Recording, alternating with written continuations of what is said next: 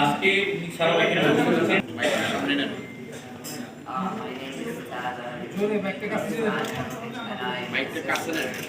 মাইকটা কাছে নেন, সাউন্ড একটু জোরে আসুন। I'm an American citizen by captain for Gulf Game.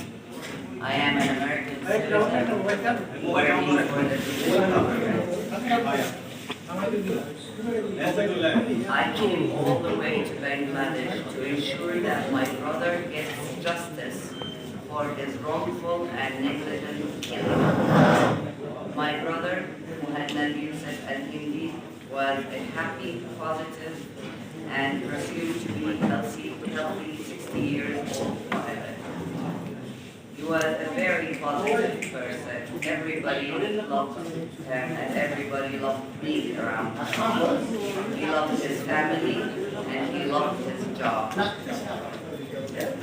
He would get routine breaks. He was a veteran pilot for Gulf Air, carrying out his job with great care and skill to ensure the safety of his passengers and his colleagues. It breaks my heart to say that my brother was a victim of medical negligence and manslaughter here in Bangladesh, as he thought so highly of this country and the kindness of your people. The tragic and fatal incident took place on 14th December 2022. Here is the exact timeline of the date of the incident. He was staying at Meridian Hotel in Dhaka, where most pilots and airlines stay in Bangladesh. Before his early morning Gulf Air flight, where he would be the main captain of the flight. He woke up at 2:45 a.m. to get ready for his flight and left for Hazrat Airport. He arrived at Hazrat Airport at around 3:30, and at that time the World Cup was happening, and he was a big fan of Messi, and he was walking to the immigration talking to his co-pilot about Messi, and he was happy. While he was going through immigration around 4 a.m., he collapsed and was found to be unresponsive. At around 4:20 a.m. At the airport, my brother had his first cardiac arrest. At this point, the staff and people at the airport, he received 5 minutes of CPR. His blood pressure was going down. Therefore, after, he was transported to United Hospital. Between 4:30 a.m. to 5:30 a.m., he was still in transport, carrying him to the hospital from the airport. He arrived at the emergency room of United Hospital around 5:30 a.m. and he did not receive any treatment at the emergency room of United Hospital. Between 4:30 at around 5:45 a.m., he was moved from the emergency room to the CCM unit of United Hospital, which I think is the ICU and in the hospital. Around 6:25 a.m., he had his second cardiac arrest, and again, CPR was given for 10 minutes. 6:45 a.m., he had his third cardiac arrest, and CPR was given for 15 minutes with ROSC. Around 7 a.m., immediate ECHO was carried out on my brother, and cardiology opinion was taken. Around 9 a.m., the cardiologist consultation was for the first time taken, and my brother, Frank, who was the first officer, the co-pilot with him, who did not leave his side, became privy of information that he would need PCI procedure, and it's necessary due to the critical state of my brother. He consented as a second consent was required, but the Gulf Air personnel who was present there at that time knew that that procedure was very risky. Since the process was risky, the hospital was required to get Gulf Air's consent, which they failed to do so, and instead they called our family trying to get another consent from my brother, not giving him the full information, speaking with poor English that we did not really understand what he was saying, and undermining the massive risk that this procedure would produce. During the call, where they thought for consent for PCIs, surgery to check for heart blocks, they said it's normal, standard procedure, downplaying the risk involved, as my brother was on ventilator and suffered 3 cardiac arrests already. Around 10:30, my brother was transferred to the cath lab for PCI intervention. They found the left main artery was 99% blocked. Around 11:15, my brother had his 4th and final cardiac arrest during the procedure. He was given 45 minutes of CPR and temporary pacemaker was inserted, and my brother took his final breath at 12:08 p.m. He was sedated during the procedure. Upon making an inquiry at the said hospital, United Hospital, I was informed that Dr. Kaisar Nasir did the procedure, but his name was not to be found in any of the patient file provided to Gulf Air and provided to my family. The report stated that my brother had asthma, when in fact he did not have asthma. When inquired about this, they said it was mistakenly left out. I also suspect that a cardiologist was consulted over the phone. There was no cardiologist at the emergency room. Neither there was a cardiologist before 9 a.m. Only was never presented in person to see my brother. My brother was buried 48 hours after his death, left here in Dhaka alone without any of us being around him to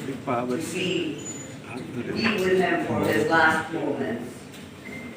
I believe that between 4 a.m. and 12 noon, which is 8 hours, the hospital could have saved my brother, which they failed to. This is the report from the summary from the hospital. Now, what I think really happened. There's few issues here. Issue number 1, my brother, negligence of the ER staff and absence of cardiologist. When someone comes in an ambulance after being Ladies told and that he gentlemen had and followers a and heart attack all from world is cardiologist, the press within conferences minutes, and they should have Gulf prepared Airlines for the cash and for employers the and intervention. sister. Yes, We have my brother was moved from the emergency heart room attack with to the the CCM unit, treatment the in the ICU, United and then hospitals. for CT We scan, have is a clean and is another the few not tests take care in here the and hospital there, is the wasting doctors and time staffs. because there was no cardiologist. Issue 1, negligence of ER staff and absence of cardiologist. My brother suffered the first cardiac arrest at the airport 4:20 a.m. and arrived in the emergency room of United Hospital. According to their website, they have the best cardiologist in Bangladesh. Over an hour later, at 5:30, he had his second heart attack. ERs are known to be a special area in a hospital that is staffed and equipped for receiving and treating of any person requiring immediate medical care. If he is in the ER, why did you need to move him without doing any procedure in the ER? As the name suggests, emergency room, they function and their expertise are in the area of responding to emergencies. You go to an emergency room and then you go to an ICU, to anywhere else. Your emergency room is your start point. It was known to the ER that my brother had suffered a cardiac arrest already, well over an hour ago, and that he was in a critical state with his blood pressure dropping lower. It was necessary and reasonably expected that the staff at the ER would exercise their professional skills and knowledge and alert at least one cardiologist so that they could give this critical patient the medical care, immediate surgery if he needed. However, the staff at the ER failed to inform any cardiologist and lied to me personally. Oh no, there was someone at the, what's the name? No name. However, the staff failed to inform any cardiologist, and at that point was no heart specialist present at the ER. The ER staff did not take any steps to treat my brother. At this point, there was more than enough time for the hospital to provide my brother with the treatment or the CAD or anything to help him stay alive. That could have saved his life, but they failed to do so. Without any cardiologist input on the matter, within 15 minutes at 5:45, my brother was transferred to the CCM unit by the ER staff. So he did not receive any treatment in the emergency room, and they moved him to another ICU unit. Thus, even though hour and 25 minutes passed by since my brother suffered his first cardiac arrest, the ER failed to 1. Take any proper medical measures to revive my brother. 2. Alert any cardiologist of his hospital to advise on the case. 3. Require his medical records from Gulf Air, which should have been by now sent to the hospital by Gulf Air station manager, and it was not. Now, issue 2, negligence of CCM staff and absence of cardiologists. My brother was shifted to the CCM unit at 5:45 a.m. One would expect that at the very least, one cardiologist would be available to oversee my brother's case since he was a heart patient at the hospital. However, there was not a single cardiologist present. And they lied to me, they said there was, but there wasn't.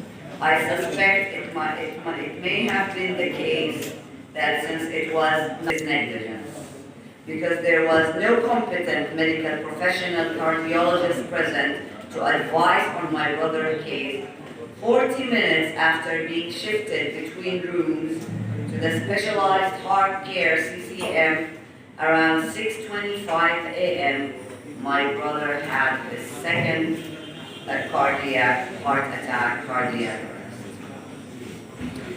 The inexperienced doctors present at that time gave my brother a 10-minute long CPR. In less than an hour of arriving at the hospital, my brother suffered yet another heart attack.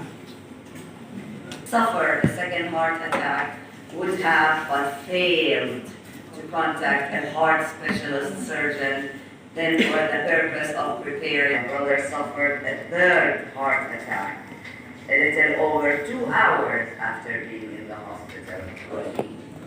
The unit specializes in cardiac issues and is one of the most popular hospitals in Dhaka as they promote themselves. But again, there was no steps taken, neither medically or ethically, to inform a cardiologist. This amount to sheer and gross negligence on the part of the CCM staff, ER staff, and Gulf Air. That was giving my brother CPR for 15 minutes with ROSC. After that, my brother, who suffered 3 heart attacks already, by then was left without any medical care for 2 hours and 15 minutes till 9 a.m. when supposedly a cardiologist started their duty at the hospital for the day. Days after my brother's death, when I made an inquiry at the hospital to why no steps were taken during this long period over 2 hours, they stated that their protocol is to start CPR and thereafter opt for other methods such as angiogram, meaning as a staff, not by a cardiologist advice because there was no cardiologist. He was not in a stable condition. People do not go to emergency room if they are in a stable condition, and required high doses of some particular medication. Said a junior consultant was present, and the male staff member quickly and suspiciously corrected her, and they started speaking in a language I didn't understand. It's clear from this. Okay. Me, myself, I heard 3 versions of the story, and 3 of them were lies. There was no cardiologist present, and rather inexperienced junior consultant was attending to a patient that they were not qualified to handle, and there are conscious and deliberate efforts being made to manipulate the records to buy off the hospital bill since he's a pilot in Gulf Air.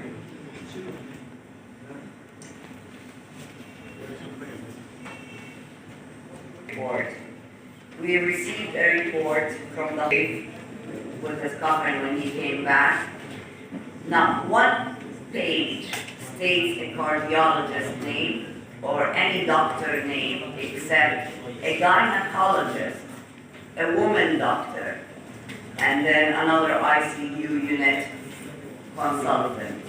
No names for cardiologists. No part of the medical test report provided to me contained the name of cardiologist on duty, and I didn't file. When I first requested for it, they said it would be provided with it and simply asked me to wait and come back later. 3 days I went to the hospital trying to get the report, and when someone is deceased, the report goes to archive, it does not go to a doctor. I was refused to get a copy of this report. When I first requested, they said it would be provided with it and simply asked me to wait, come back later. When I became agitated and angry in the hospital and threatened to take legal action or involve member of the embassy, they agreed to provide it to me initially. But later they claimed that my niece signed for his release of body and I am no one accessing any of his report. I gained access to it. That meant no logic for me. At no point did they ask me to present ID except at the end, and then they said you cannot get any report. After making me come to the hospital 3 days with promises of CCTV and reports. It cannot be confidential hospital property as he is deceased, and it is we have the right to have those reports. The incompetent and incompetent consultation by cardiologists. Firstly, at around 7 a.m., it is alleged by the hospital that an echo was done and that cardiology opinions were taken. It's unclear whether the cardiologist was present or wasn't, how he gave his opinions, and what his exact diagnosis was. This alleged cardiologist, whose identity was not disclosed to us, neither in anywhere in the report, and opted for the conservative management treatment for the time being, as stated at the report, when it's clear to even a non-medical professional that a surgery or a procedure would be needed in the United States and asking for consent. Allegedly, a cardiologist consultation was taken again, and my brother's friend, the first officer pilot, was informed about the PCI procedure due to then critical state of my brother. Gulf Air personnel came when they needed another consent because Gulf Air knew that risk of the procedure. They wanted another consent from my family, and they asked my other brother to give it so that they would not be blamed. My other brother now is not doing well from this, as he thinks it's his fault allowing them to operate on his brother. My brother was on ventilator, owing to which PCI entails major risks for my brother. It's unclear as to what changed from 6:45 a.m. up until 9 a.m. when my brother, despite being ventilated and unconscious and in critical condition due to the delay in treatment, is deemed to be in a condition for PCI. While on being on ventilator, he got another cardiac of the surgery. The staff admitted on what happened exactly to my brother. The nature and gravity of the risk was not fully disclosed to my brother intentionally. I know it was deliberately withheld, as my investigation revealed that a tall person from Gulf Air wanted to make sure my brother signed the consent from them, as they knew that procedure was risky and they were lying. They were lying to me. They lied in their report and they lied to me. And they were claiming that my brother came with a bag of medication and inhaler, and then the procedure that they did at that unit was not needed. You come with a heart attack, why would you need a CT scan and a procedure for your legs? Why would you need that? There was further unjustified delay at 10:30 a.m.